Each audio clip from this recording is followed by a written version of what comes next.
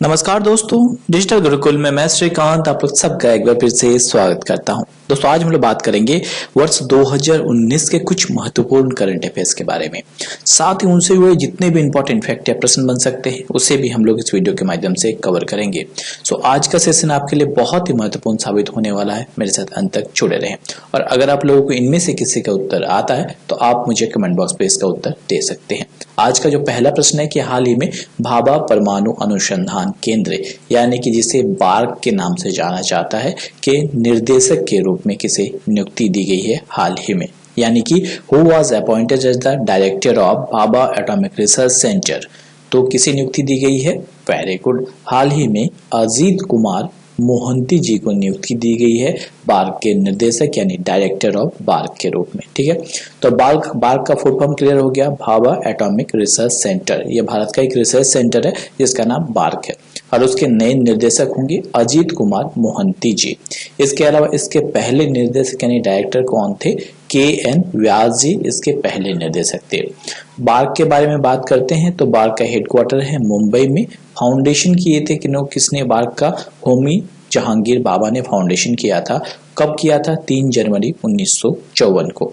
इसके अलावा बता दूं कि वैज्ञानिक अजीत कुमार मोहंती को 6 मार्च 2019 को भाभा परमाणु अनुसंधान केंद्र के निर्देशक के रूप में नियुक्ति दी गई।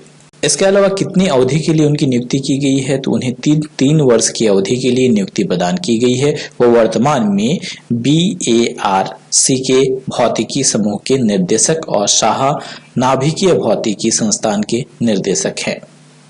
अगला जो प्रश्न है वो है अल नगाह 2019 भारत और किस देश के बीच का एक संयुक्त अभ्यास है, यानी कि अल नगाह इज मिलिट्री यानी कि combat military bilateral joint exercise between India and which country आपको बताना है।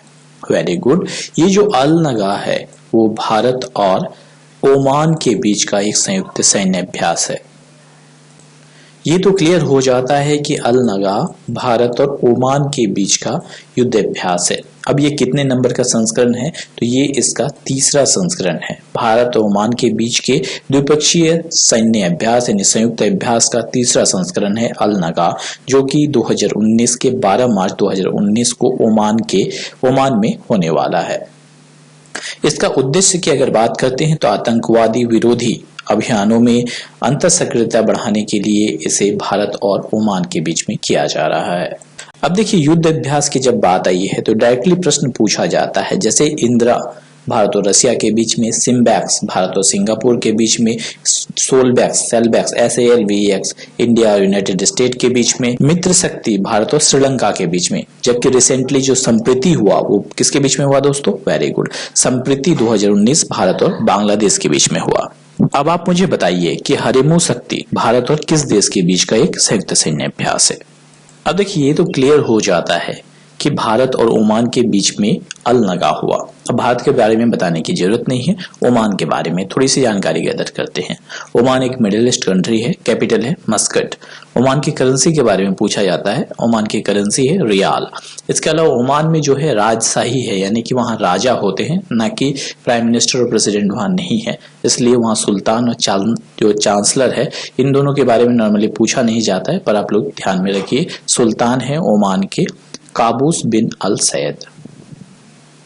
चलिए अगले प्रश्न की ओर बढ़ते हैं। 2019 में साहित्य के कितने नोबेल पुरस्कार प्रदान किए जाएंगे, इसकी हाल ही में घोषणा की गई, यानी कि how many Nobel prizes in literature will be awarded in 2019। तो साहित्य में 2019 में कुल 2 नोबेल पुरस्कार प्रदान किए जाएंगे, इसकी घोषणा हाल ही में की गई। जैसे कि 5 मार्च 2019 में घोषित किया गया कि 2019 में साहित्य में 2 नोबेल पुरस्कार प्रदान किए जाएंगे, क्योंकि 2018 में इसे किसी को भी प्रदान नहीं किया गया था। इस कारण से 2019 में जो है साहित्य के लिए 2 नोबेल पुरस्कार यानी लिटरेचर में 2 नोबेल पुरस्कार प्रदान किए जाएंगे। 1901 से साहित्य के क्षेत्र में नोबेल पुरस्कार की शुरुआत हुई है और साहित्य के क्षेत्र में महत्वपूर्ण योगदान देने वाले को इस नोबेल पुरस्कार से सम्मानित किया जाता है। एक साहित्य नोबेल पुरस्कार विजेता को स्वर्ण पदक, प्रशस्ति लेख वाला डिप्लोमा, इसके अलावा कुछ धन प्राप्ति होती है।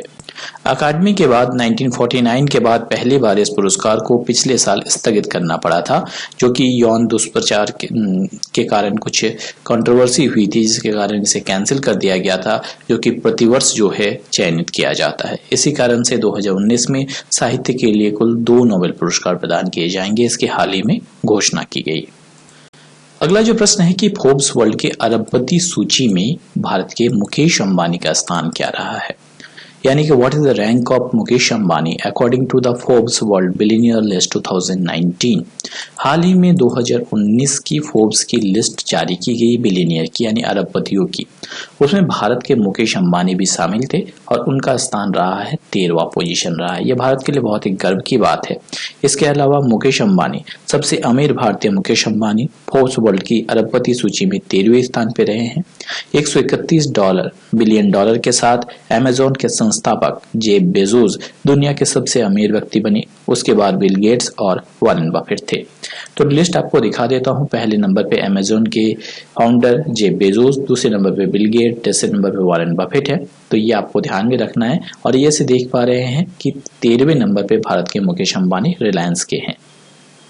अगला जो प्रश्न है कि फोर्ब्स पत्रिका द्वारा 2019 में सर्वकालिक सबसे युवा सेल्फ मेड अरबपति किसे माना गया है, यानी कि who was the name is the youngest self made billionaire of all time by Forbes magazine in 2019। तो इसके अनुसार से जो काइली जेनर है, इसे सबसे कम उम्र की सेल्फ मेड युवा अरबपति माना गया है। ये मात्र 21 साल की है काइली जेनर। 21 साल की टीवी स्टार है ये काइली जेनर, और ये दुनिया की सबसे कम उम्र की अरबपति बनी है। इसके अलावा इनका संबंध किस देश से है, तो यूनाइटेड स्टेट्स से इनका संबंध है। और पहले नंबर पे काइली जेनर है। नेटवर्थ जो है वो $1 बिलियन माना गया है। और फोर्ब्स ने कहा है कि दुनिया की सबसे कम उम्र की अरबपति और अब तक की सबसे कम उम्र की सेल्फ मेड अरबपति है काइली जेनर। मात्र 21 साल में इन्होंने ये उपलब्धि हासिल की है।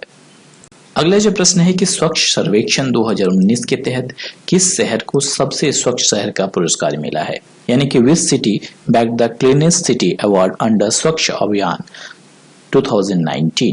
तो स्वच्छ सर्वेक्षण 2019 के अनुसार से भारत के इंदौर शहर को सबसे स्वच्छ शहर का जो है वो अवार्ड मिला है। इसके अनुसार से इंदौर को स्वच्छ सर्वेक्षण 2019 के तहत लगातार तीसरे वर्ष सबसे स्वच्छ शहर का पुरस्कार मिला है। राष्ट्रपति श्री रामनाथ कोविंद ने नई दिल्ली में स्वच्छता सर्वेक्षण 2019 पुरस्कार प्रदान किए। नई दिल्ली नगरपालिका परिषद क्षेत्र को सबसे स्वच्छ छोटे शहर का पुरस्कार मिला है, जबकि सर्वेक्षण में उत्तराखंड के गौचर को सर्वश्रेष्ठ गंगा शहर का रूप में चुना गया है। अब बात आई है इंदौर की। तो इंदौर कहाँ पे दोस्तों? इंदौर है मध्य प्रदेश में। मध्य प्रदेश के बारे में बात करते हैं। रिसेंटली मध्य प्रदेश में 5 जो राज्यों में इलेक्शन हुए उनमें मध्य प्रदेश भी था, और वहां नए चीफ मिनिस्टर आए हैं, इसलिए बहुत ही इंपॉर्टेंट है। मध्य प्रदेश के चीफ मिनिस्टर बने हैं कमलनाथ जी। वहां इंडियन नेशनल कांग्रेस की सरकार है। कैपिटल है भोपाल। गवर्नर है आनंदीबेन पटेल। मध्य प्रदेश से नर्मदा और ताप्ती ऐसी नदियां बहती है। कान्हा टाइगर रिजर्व, पन्ना नेशनल पार्क और बांधवगढ़ नेशनल पार्क मध्य प्रदेश में है। कुल 52 डिस्ट्रिक्ट है मध्य प्रदेश में। अगला जो प्रश्न है कि हाल ही में किस राज्य सरकार के द्वारा मुख्यमंत्री कारीगर सहायता योजना की शुरुआत की गई, यानी कि which state recently launched a scheme named as Mukhyamantri Karigar सहायता योजना। तो हाल ही में ये जो स्कीम है वो लॉन्च की गई है उड़ीसा सरकार के द्वारा। ठीक है। अब डेफिनेटली कुछ चीजें आपको ध्यान में रखनी है कि इनका संबंध किससे है। शिल्पकारों के प्रति जो सहायता के लिए प्रतीक के रूप में उड़ीसा सरकार ने 6 मार्च 2019 को मुख्यमंत्री कारीगर सहायता योजना जो है वो लॉन्च की। योजना उन्हें मासिक सहायता प्रदान करेगी। 10 वर्ष से अधिक का अनुभव रखने वाले 1 लाख रुपए से कम वार्षिक आय वाले शिल्पकारों को 800 रुपए प्रति माह की सहायता जो है वो प्रदान की जाएगी। 80 साल से अधिक उम्र के शिल्पकारों को 1000 रुपए मासिक भत्ता भी मिलेगा। इसकी घोषणा की गई है उड़ीसा सरकार के द्वारा। इसके अलावा उड़ीसा में जो रिसेंट योजनाएं लागू हुई, उड़ीसा के बारे में डिटेल क्या है कि उड़ीसा की स्थापना कब हुई, उड़ीसा के ज्योग्राफिकल लोकेशन क्या है, कौन से बिजनेस से इंपॉर्टेंट क्या क्या प्रश्न बन सकते, उन सारी चीजों के बारे में मैंने ऑलरेडी एक ऑडियो बनाया है और आपको ऑडियो प्लेटफॉर्म का लिंक नीचे मिल जाएगा, आप लोग उसे ध्यान से देख सकते हैं। अब जब बात आई है उड़ीसा की, उड़ीसा के मुख्यमंत्री हैं नवीन पटनायक, बीजू जनता दल की सरकार है वहां पे। उड़ीसा की राजधानी है भुवनेश्वर। उड़ीसा के राज्यपाल है गणेशी लाल। कुल 147 विधानसभा सीट है, 10 लोकसभा सीट राज्यसभा सीट है और 20 जो है वो लोकसभा सीट है उड़ीसा में।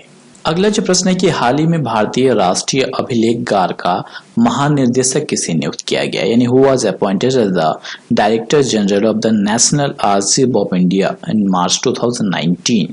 तो रिसेंटली भारतीय अभिलेखगार यानी राष्ट्रीय अभिलेखगार का महानिर्देशक के रूप में हाल ही में किसे नियुक्ति दी गई है? Very good, PV Ramesh ji को नियुक्ति प्रदान की गई है।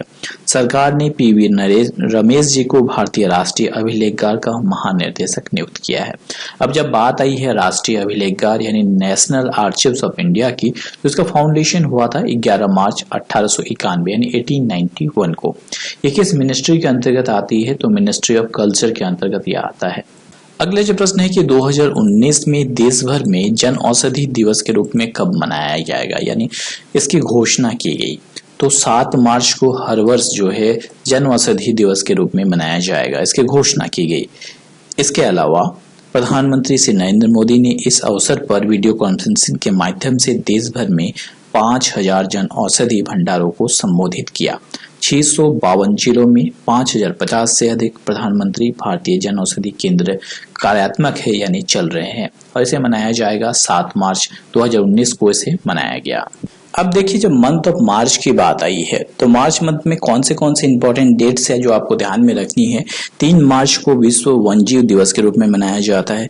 4 मार्च को राष्ट्रीय सुरक्षा दिवस के रूप में मनाया जाता है। 8 मार्च को अंतर्राष्ट्रीय महिला दिवस। 12 मार्च को केओशु बल की स्थापना दिवस के रूप में। इसके अलावा 15 मार्च को विश्व उपभोक्ता अधिकार दिवस। 18 मार्च को आयुध निर्माण दिवस। 20 मार्च को विश्व गौरैया दिवस और अंतर्राष्ट्रीय प्रसन्नता दिवस के रूप में। 21 मार्च को विश्व वानिकी दिवस और 22 मार्च को विश्व जल दिवस तथा 23 मार्च को भगत सिंह, सुखदेव और राजगुरु को शहीद दिवस, विश्व मौसम विज्ञान दिवस और राम मनोहर लोहिया जयंती के रूप में मनाया जाता है।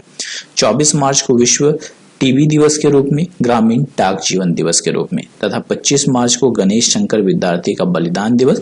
26 मार्च को बांग्लादेश का राष्ट्रीय दिवस। 27 मार्च को विश्व रंगमंच दिवस के रूप में मनाया जाता है। इस प्रकार से मार्च महीना हम लोगों का कंप्लीट हो जाता है। अगला जो प्रश्न है कि हाल ही में विश्व स्वास्थ्य संगठन यानी इसे WHO कहा जाता है कि उप महानिदेशक के पद से किसे स्थानांतरित किया गया, यानी who was moved from the position of deputy director general of WHO यानी वर्ल्ड हेल्थ ऑर्गेनाइजेशन। तो हाल ही में किसे सौम्या स्वामीनाथन जी को WHO की उप महानिदेशक के पद से स्थानांतरित किया गया। 7 मार्च 2019 को WHO की उप महानिदेशक पद से उन्हें हटा दिया गया। वे अब मुख्य वैज्ञानिक होंगी जो संगठन के लिए मुख्य वैज्ञानिक प्रभाग का नेतृत्व करेंगी। वो WHO में यह पद पाने वाली पहली भारतीय महिला थी। तो डेफिनेटली आपके मन में एक प्रश्न आएगा कि सर तो नई कौन बनी है महानिदेशक, तो उसकी जगह पे जुसन्ना जकब ने जगह ली है जो वर्तमान में क्षेत्रीय निदेशक WHO यूरोप हैं। अगला जो प्रश्न है कि सरकार ने 6 मार्च 2019 को ग्रेच्युटी के लिए आयकर छूट सीमा कितने लाख रुपए कर दिया है।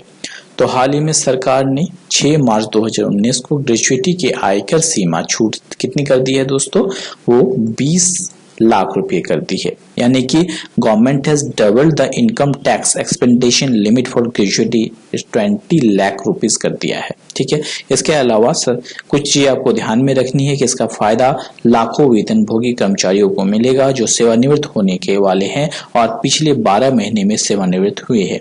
वर्ष के दौरान 10 या अधिक कर्मचारियों की नियुक्ति करने वाले संगठन में या तो कार्य करने वाले सभी कर्मचारियों पर ग्रेच्युटी अधिनियम लागू होता है, ये आपको ध्यान में रखना है। और इसकी सीमा जो है वो बढ़ा के अब पहले 10 थी, अब डबल करके 20 लाख रुपए कर दी गई है। तो दोस्तों आज के लिए इतना ही। अगर आप लोगों को मेरा ये सेशन पसंद आए तो जरूर लाइक करना मत भूलिए। साथ ही इसे अपने दोस्तों को भी शेयर करें ताकि उनको भी इसका फायदा पहुंच पाए। इसके अलावा दोस्तों मैंने सोचा है कि आप लोगों के लिए जो मेरे दोस्त RRB या तो दूसरे एग्जाम की तैयारी कर रहे हैं उनके लिए मैं एक मॉक टेस्ट टाइप का जो है यूट्यूब पे आप लोगों के लिए डेली डाल दूं। ये टेस्ट आप लोग डेली दे सकते हैं और आपको अंत में आपके मार्क्स भी बता दिए जाएंगे। सो आपका सेल्फ प्रैक्टिस भी होता जाएगा आपके लिए। मैं कोशिश करूंगा कि डेली एक जो इंग्लिश में और एक हिंदी में आपके लिए मॉक डाल दो, यानी कि आपका क्विज का सेशन आपके लिए डाल दो, ताकि आपके आने वाले एग्जाम के लिए वो हेल्पफुल हो। इसके अलावा आज के लिए आपका क्विज का प्रश्न है, आप मुझे बताएंगे कि मार्च 2019 से इसरो के विशेषज्ञों को गगनयान परियोजना के लिए प्रशिक्षण कहाँ दिया जाएगा?